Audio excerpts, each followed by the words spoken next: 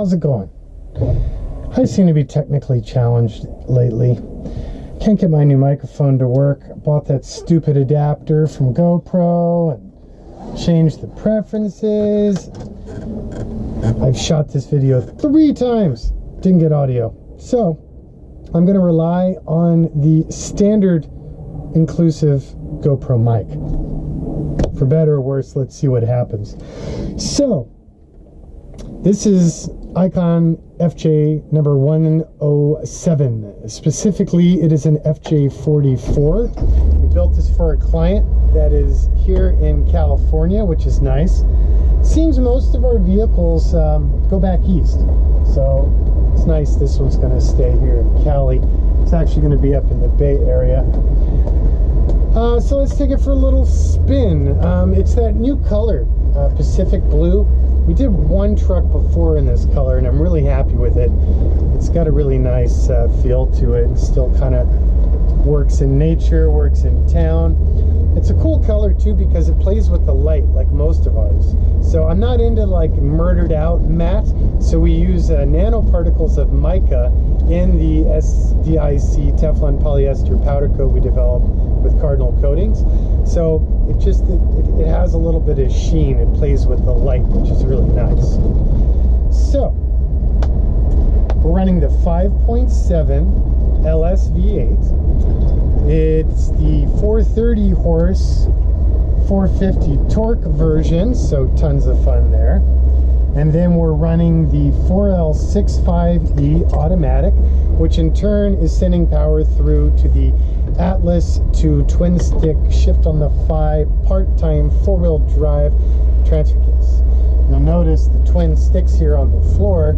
Those are cool because they allow you control over your front and rear axles independently. And it also will not allow you to do something stupid like put the high range front engaged while the rear is low range. That would not be good.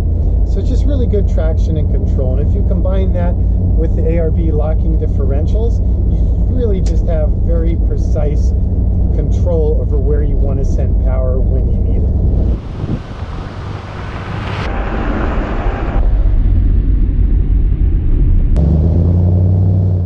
So the axles on this truck are the Dana Dynatrac based units. Specifically, the rear is the Dana 60 Pro Rock high pinion.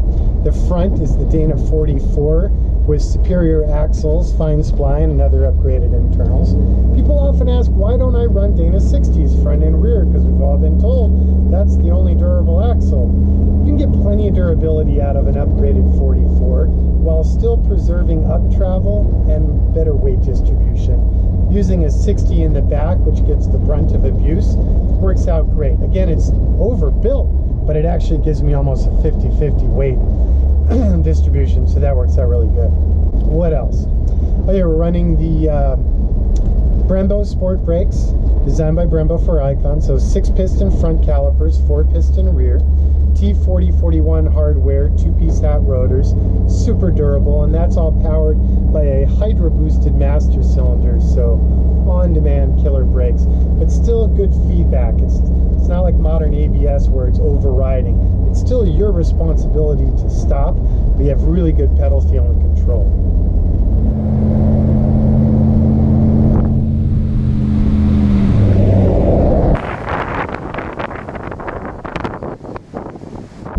Suspension is triangulated 4-link in the rear and 3-bar in the front with panhard. So that's a coilover architecture we developed with assistance from our friends at Fox Racing. This truck's running the standard Fox Racing shocks, so they're nitrogen charged but no tunability or remote canisters. You do though have the tunable sway bars front and rear, and those are a torsion bar style to blade arm sway bar, and then there's multiple points of adjustments to firm that up. You'll notice on all of our primary suspension links, I use Johnny joints, not Heims. I just don't like Heims. They just shake the fillings right out of your molars. So I use Heims on the sway bar where there's enough isolation that it won't be an issue. What else can I tell you? We're also running the aux LED lighting. So we actually have all of them on this truck. So in the front, you have the down low fog lights, and those are manually controlled via this under dash toggle. The toggle is a 3 positions. So one position, those are on. Second position, those are on, as well as the full width Pudco LED across the top of the windshield frame. Don't worry about glare on the hood. Doesn't happen with this powder coat finish. That's not an issue. And it also doesn't make any noise in the wind because of where we mounted it, and we're very specific about what brand we picked. And we picked it because it was US made, very low profile, but still copious wattage of lights. Reverse light in the rear comes on automatically when you put the transmission into reverse, as does the reverse camera. But also there's a little toggle switch under dash, so you can flip that on demand whenever you want. You'll notice this truck has the new ICON center console, the new audio system with focal speakers, JL Audio and Alpine for bass and amp, and an 8100 NEX head unit, which is CarPlay and Android compatible, and Bluetooth and navigation, CD, all that stuff, obviously. By the way, when it comes to the Bluetooth, it's a soft top, so it doesn't work very well. So what we do is we leave it on this little clip anchor, so you can put it up here and party on if you really need to be chatting. Other aspects that are recently new or different, this has a lot of the Peterson Special Gen 3 stuff on it. So my new exterior and interior rear view mirrors, my new double actuating latch for the windshield frame, the new glove box panel, the new clock, the new gauges, the new gauge panel, the new dash switches, which are CNC anodized aluminum, and then black filled for lights, wiper, fan, vent, and temp.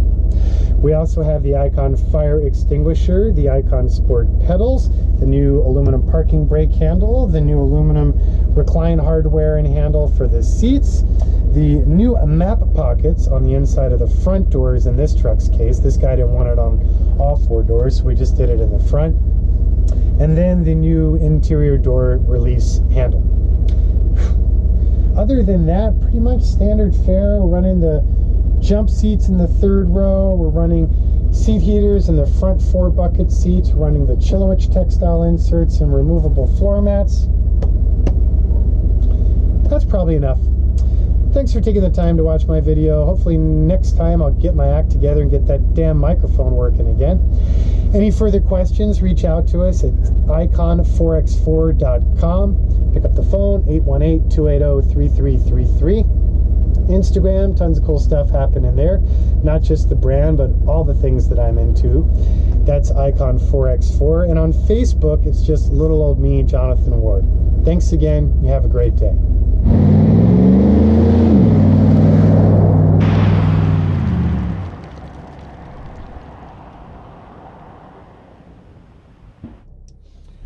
Hey, here's one other thing we can talk about in a little bit more detail. Keys.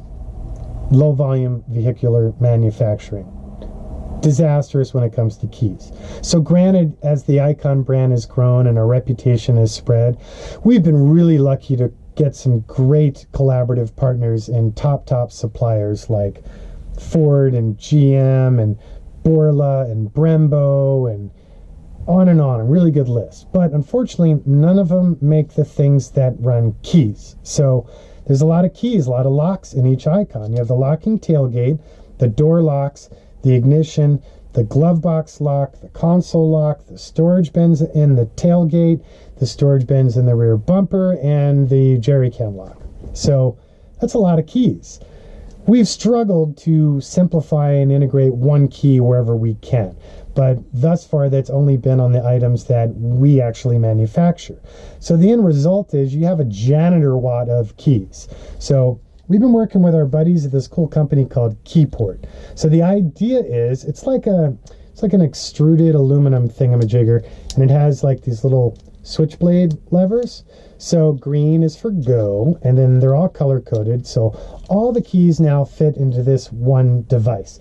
And if you lose it and someone's cool about it, they can get a reward if they contact Keyport and return it.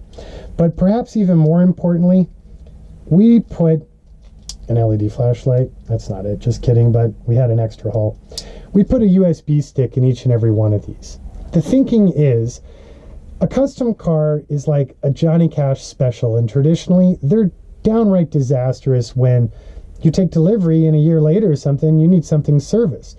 There's bits and pieces from a billion different applications, and rarely have I, actually never have I seen a shop provide a client with any sort of thorough reference to what's what and where to get what. So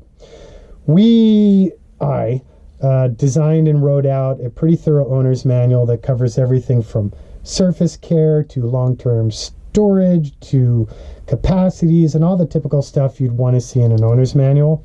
Plus, we take all the PDF manuals from all the suppliers, so like, you know, the gauges, the climate control, the stereo system, the amplifier, the winch, stuff like that.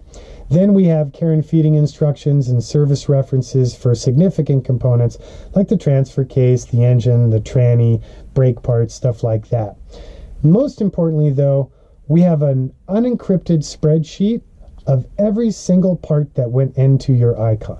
So you don't need to dig us up or wait for us to open or even hope we're still in business. Who knows? Everything's on that stick. So you can literally Google 90% of those part numbers or more and find what you need. There's very few parts that you can't get anywhere.